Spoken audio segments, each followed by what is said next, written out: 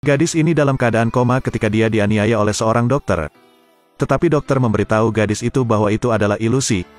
Tapi Kimberly berpikir tidak mungkin berhalusinasi. Jadi gadis itu meminta dokter untuk memeriksa kesehatannya. Mereka menemukan DNA orang lain di tubuh Kimberly. Sekarang Kimberly yakin. Jadi gadis itu segera pergi ke polisi. Tetapi mereka mengatakan Dr. Richard telah menjalani profesinya selama lebih dari 10 tahun. Biasanya, dia sangat lembut dan baik hati. Dia tidak bisa melakukan hal seperti itu. Polisi mengatakan kepada gadis itu untuk mengingat kejadian itu dengan hati-hati. Tapi pikiran Kimberly tiba-tiba menjadi kabur. Gadis yang hanya mengingat pertengkaran. Gadis itu terluka dan harus pergi ke rumah sakit. Meski polisi FBI memastikan tidak ada hal seperti itu, namun pada akhirnya mereka harus mengambil keputusan karena sikap Kimberly tersebut. FBI pergi mencari Dr. Richard dan memberitahunya tentang tuduhan Kimberly terhadapnya. Kemudian mereka akan mengambil darahnya untuk diselidiki. Tapi FBI tidak mengambil darahnya di tempat. Biarkan dia mengambil darahnya sendiri. Ketika dia memberikan darah untuk pencocokan DNA, itu tidak terlihat seperti DNA Kimberly. Polisi tidak terkejut. Karena mereka semua memiliki kepercayaan mutlak pada Dr. Richard. Tidak lama kemudian, FBI pergi mencari Kimberly. Berdiri di depan rekan-rekannya gadis itu mengumumkan berita itu. Dr. Richard tidak melecehkannya. Kalimat ini membuat gadis itu kehilangan muka. Kimberly sangat marah. Terlihat jelas bahwa dialah korbannya. Gadis itu pergi ke kantor polisi untuk menanyai mereka. Sheriff dengan cepat memperhatikan gadis itu.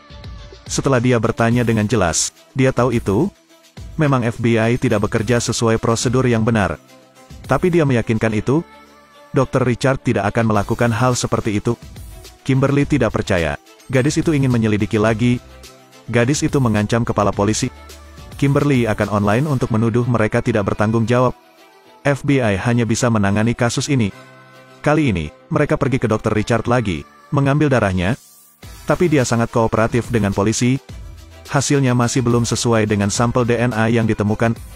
Kali ini sheriff adalah pengawasnya. Tidak ada yang bisa ikut campur. Kimberly juga terdiam. Jika penyelidikan berlanjut, gadis itu akan dirugikan. Tapi gadis itu tetap merasa dilanggar. Gadis itu juga melihat wajah Dr. Richard. Ini pasti masalah. Kimberly terus menuntut keadilan untuk dirinya sendiri. Tapi sekarang tidak ada yang peduli dengan gadis itu lagi. Pada akhirnya mereka membiarkan Kimberly. Kimberly juga harus membayar $200.000 kepada dokter tersebut. Kimberly kehilangan kepercayaan semua orang. Semua orang berasumsi bahwa gadis itu paranoid. Setiap kali saya melihat Kimberly dengan mata yang tidak biasa, lambat laun Kimberly menjadi autis, menderita depresi. Pikiran terus-menerus berpikir tentang dilecehkan. Ayah gadis itu memutuskan untuk membawa gadis itu ke kota lain. Meskipun dia sangat mempercayai putrinya, tidak ada cara lain. Ia mengatakan jika Kimberly pernah salah ingat.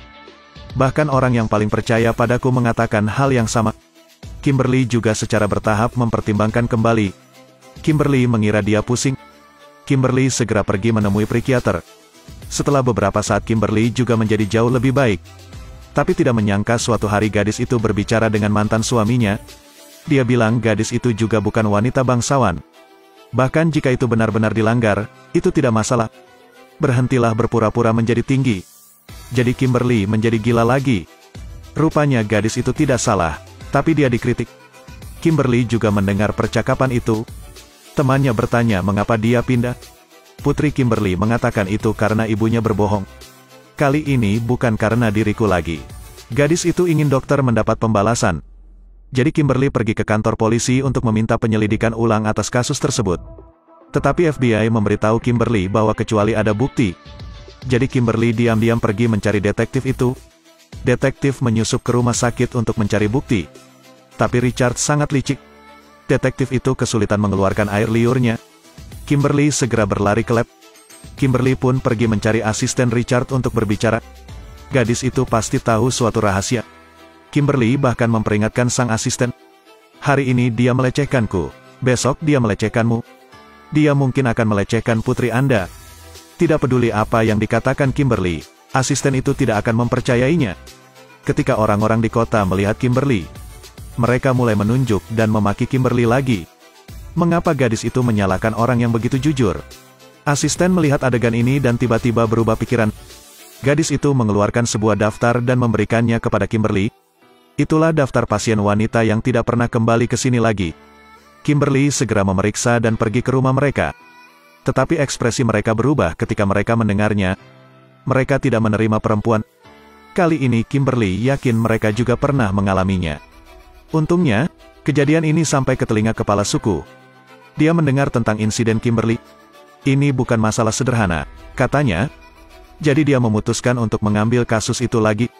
Dr. Richard dibawa ke kantor polisi.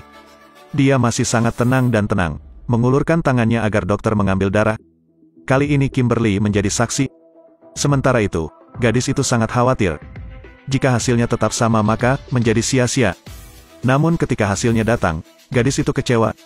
Itu hasil yang sama dengan 2 kali sebelumnya. Sheriff juga tidak mau peduli lagi. Kimberly secara bertahap meragukan dirinya sendiri bahwa dia mungkin salah. Richard tiba-tiba berkata bahwa dia akan pergi ke luar negeri untuk tinggal beberapa hari lagi. Jika Kimberly tidak memberikan bukti, dia akan terbang. Kimberly benar-benar tidak tahu bukti apa lagi yang tersisa. Gadis itu mulai ragu apakah dia memiliki kekuatan super, atau ada mata-mata di kantor polisi.